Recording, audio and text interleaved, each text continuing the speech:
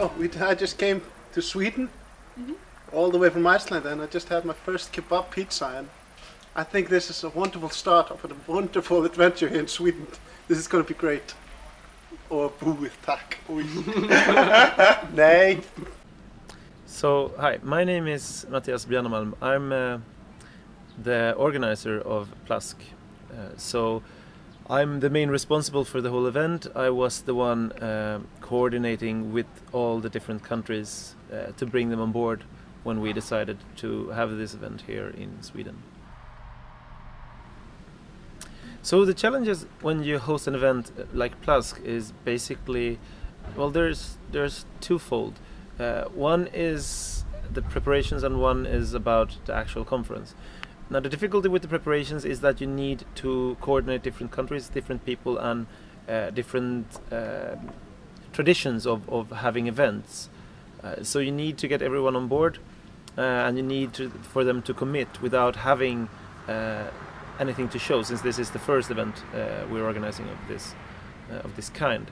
So you need to convince other groups that they should invest time and energy and well, to some extent a little bit of money into coming to Sweden for an event that they don't really know what's going to happen there.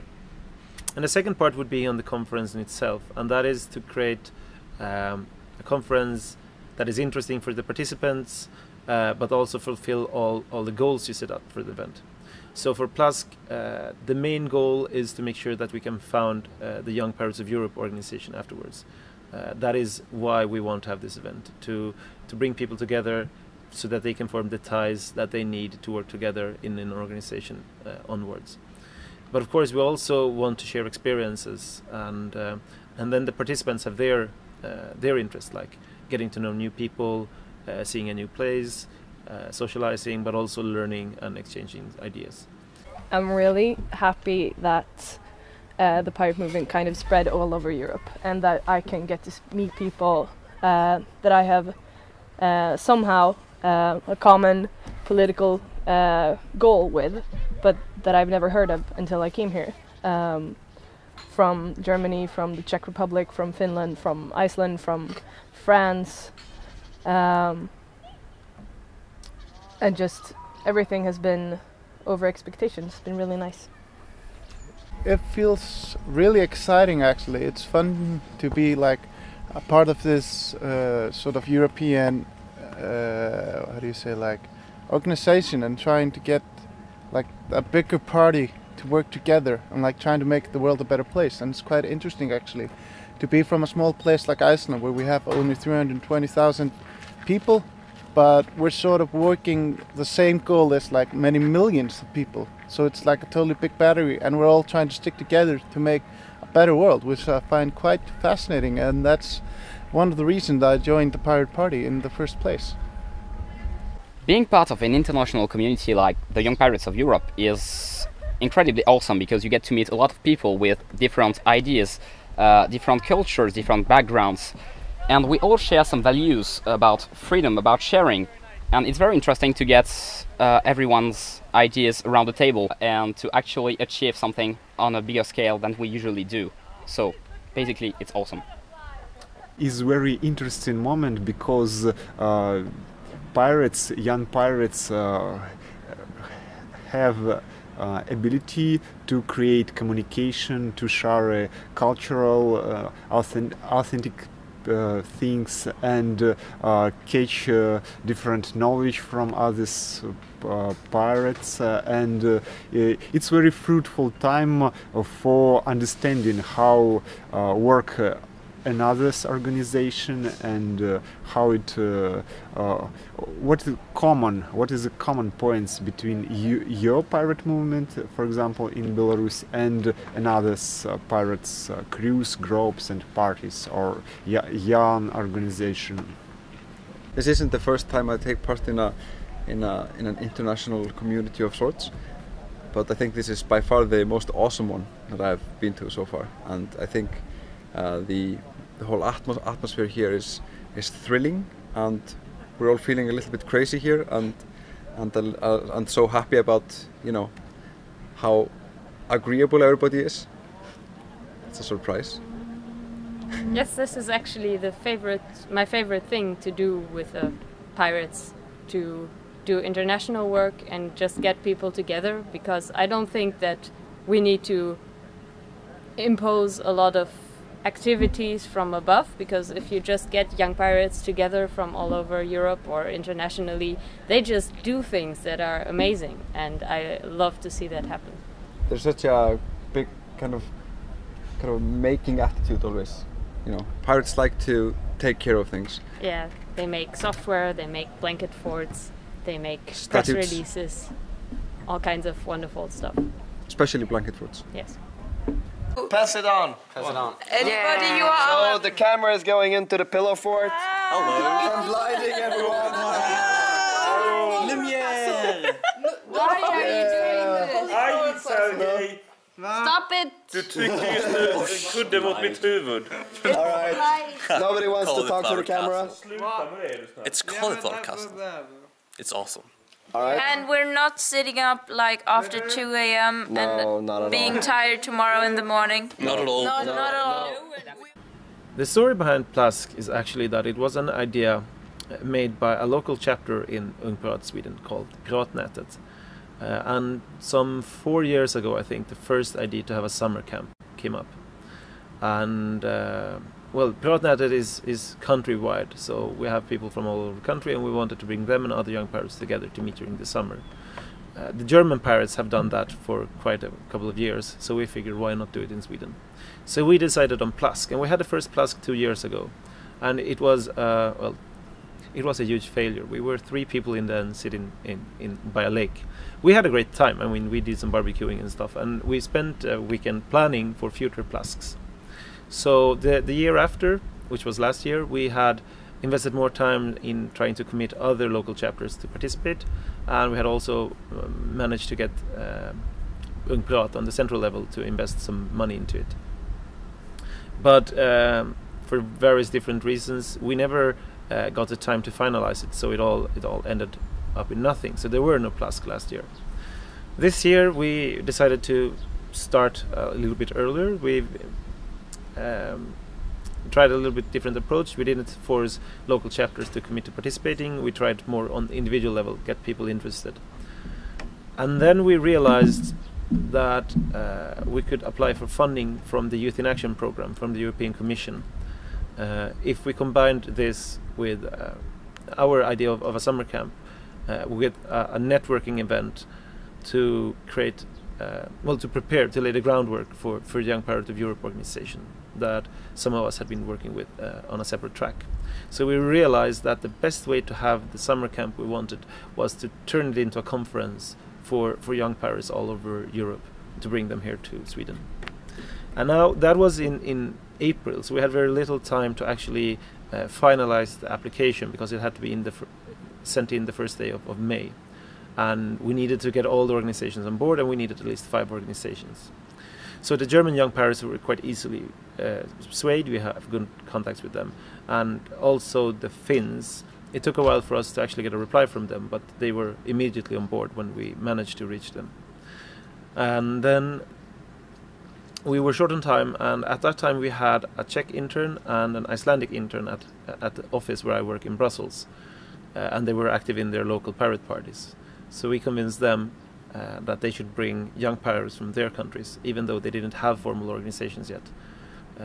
But we figured that coming here, seeing how other young pirates work, they could be inspired to create their own young pirate organizations.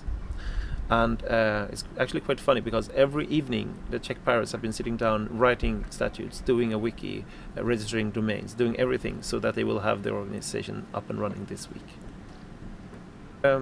I might want to add that we also got some funding from Piratnätet, the local chapter, and we also got some funding from the eastern region of the Young Pirates of Sweden. So the main bulk of funding comes from the European Commission Youth in Action program, but we also got a little bit of funding from Ung Pirat here in Sweden. Well, Sweden is actually a beautiful place. It's mind-blowing. It's like so much difference from back home, where we have these trees and like all this life and the heat. It's just amazing. It's something else for me because we don't really have this kind of scenery in Iceland. So it's really mind-blowing, and the people are so kind, and you know, the whole culture and the kindness, it's just overwhelming actually.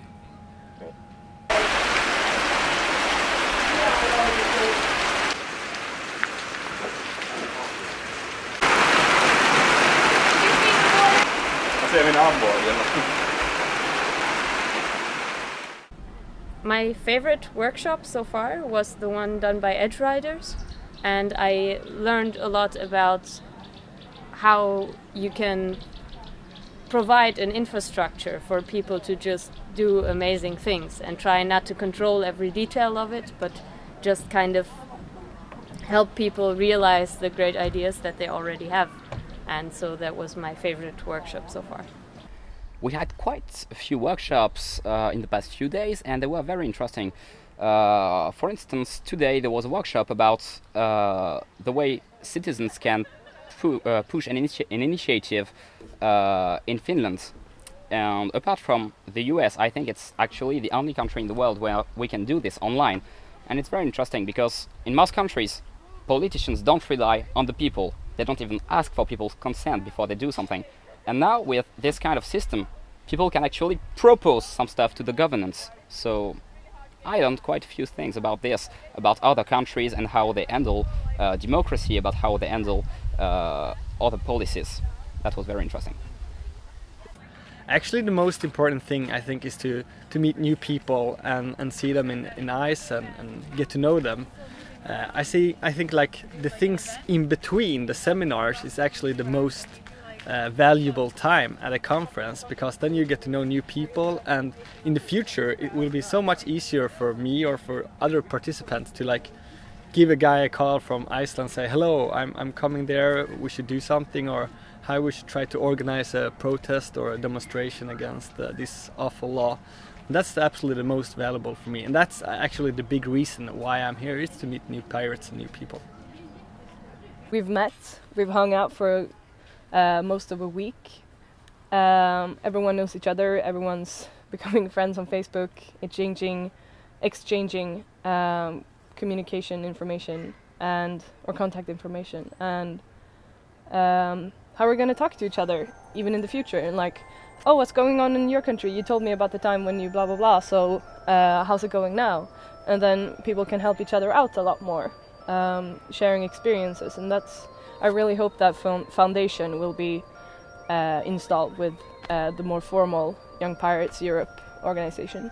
I think that's really going to work.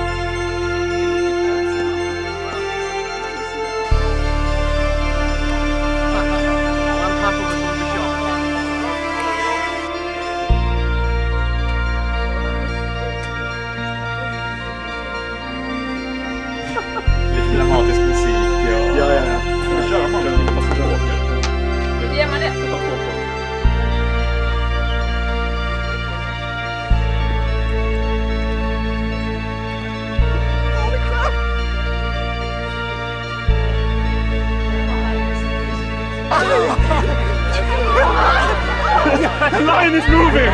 Yeah, it's a bit, yeah.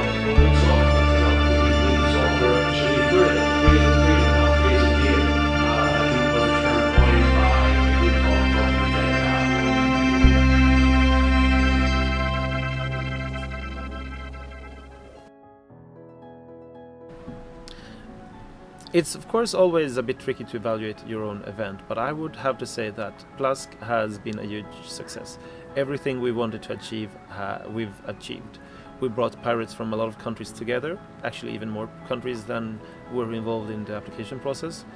And it's clear that they formed ties that will continue long after this conference. And the preparations for Ung Pirats Europe, Young Pirates of Europe, is well underway. They will have a founding meeting just directly after PLASK is closed tomorrow on Friday at lunch. They will then have a small conference where they will just elect the board and approve of the statutes. But everything is set up, so that will take no time. And we will have the Young Pirates of Europe starting doing stuff already this year, and that is awesome. I would like to see these events happen as most as possible. Not just the Pirate Party, but for every political party, for everything that has young children, young adults getting together, meeting and viewing different point of views, having a healthy discussion. So I believe that this is very positive. Of course, though, there's always the question about the money. As long as there's funding and the funding is reasonable, if the timing is right, I should believe that these things should happen as often as possible. It doesn't have to be really fancy. It doesn't have to be really expensive. We have the internet, we have Skype Hangout, we could have group meetings and everything like that. And I believe that the more that you get to interact with other cultures, with other people, the more you get to know and the more you realize how important these kind of things are and how important international relationships really are. So yes, I would like to see these things happen as many times as possible, as long as it makes sense, we have something to do, and that we're not just hanging around and wasting government spent money or our own money, and that it is done in the right way.